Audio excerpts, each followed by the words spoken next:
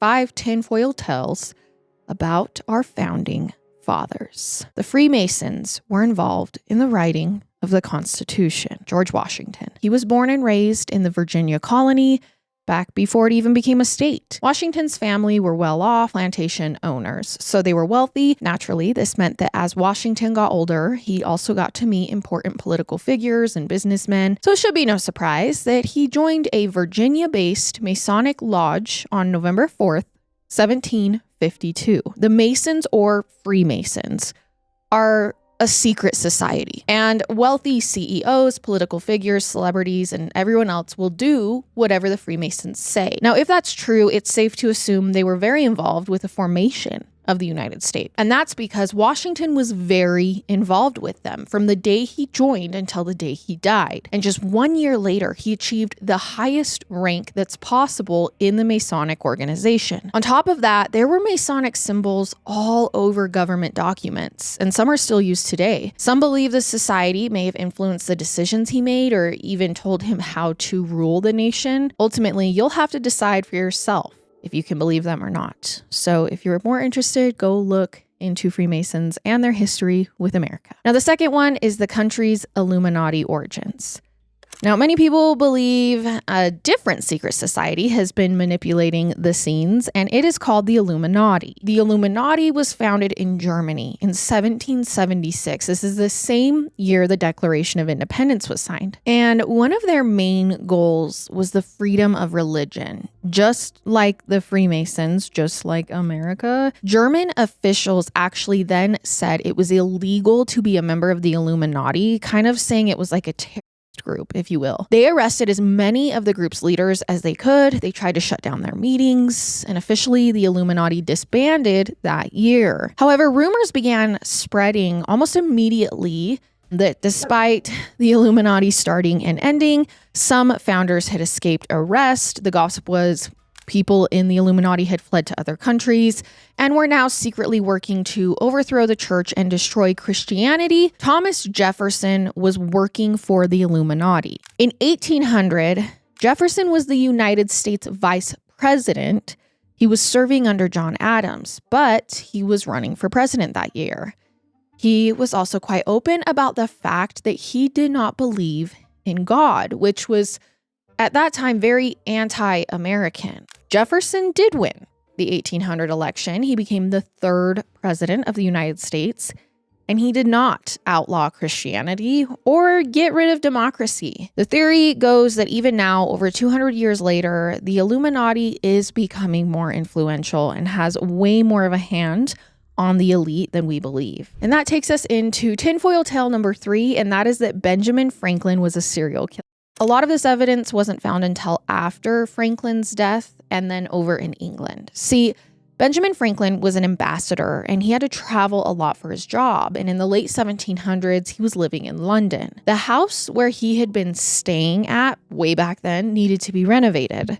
So a construction crew started digging in the dirt in what used to be the garden, and that was where they found bones. 1,200 of them, to be exact. Franklin moved all the time for his work as an ambassador, but that could have been a cover story. I mean, this discovery made a lot of people feel like they had to reevaluate everything they knew about American history. A lot of historians have looked into this and actually interpret the bodies in Franklin's garden very differently. They say those remains didn't come from his victims. Instead, the theory goes that it was actually Franklin's roommate who buried those remains. A man named William Hewson was a doctor, and he ran a successful medical school. So his roommate William buys a bunch of bodies for students to work on. He could never get as many as he needed, and he thought it was important. He thought that his students deserved a good education, that this was important to the future. So all of this to say, we don't know exactly where the remains of these 15 people that were buried in this house's yard came from. So a lot of historians actually settled on this matter.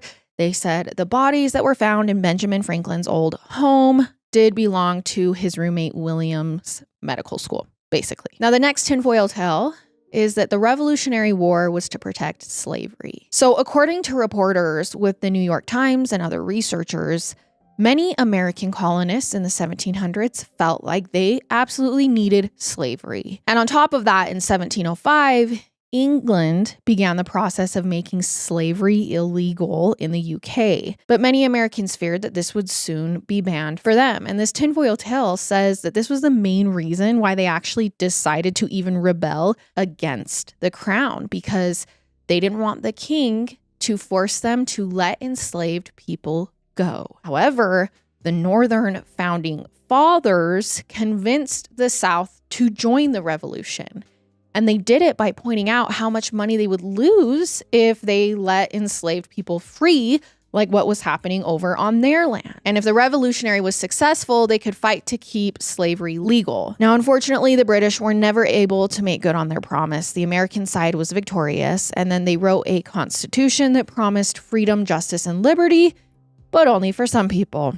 They ensured that slavery would remain legal in America. And that takes us to our last tinfoil tale, and that was that Thomas Jefferson was a UFO hunter. So again, this has to do with Thomas Jefferson, namely that he was a very early UFO investigator. See, in 1800, an American citizen named William Dunbar was in Baton Rouge, Louisiana. That night, he looked up at the sky and saw something flying above his head. He said it was as big as a house, and it looked like a giant glowing ball. The thing was reddish orange in color, but it was illuminated, but not bright enough to block the stars in the sky. William claims that it didn't seem to be sparking like you'd expect it to if it was an object that was on fire. And he estimated that it was probably 600 feet up, so about the same level as the top of the Space Needle or the Washington Monument. That's pretty high, but also not far enough up to be an airplane. He had no idea what it could be, so he wrote a letter to Vice President Jefferson because the two of them had met before, and they told Jefferson it had zipped from the southwestern corner of the horizon and then moved northeast, and it had appeared, raced away, cut out of sight in only about 15 seconds. Needless to say, Vice President Jefferson was intrigued by all of this. This is real. He went there. He investigated this. Enough so that he gathered his evidence and published a paper on his thoughts and theories about this UFO. Unfortunately, his findings weren't conclusive, and at the end of the day, all he could say for sure was that some unknown object had been flying that night and was witnessed by multiple people. But then he received another letter about another sighting on July 31st, 1813. So that day, Thomas Jefferson opened a note that was signed by two men, a tavern keeper and a sailor. They'd been together in Virginia 1 week earlier on July 25th, and while they had been walking around, they'd seen something strange in the sky. According to the two men, it looked like a glowing ball of fire, or at least that's what they thought it was. But while they stared at it, the thing began to morph and change.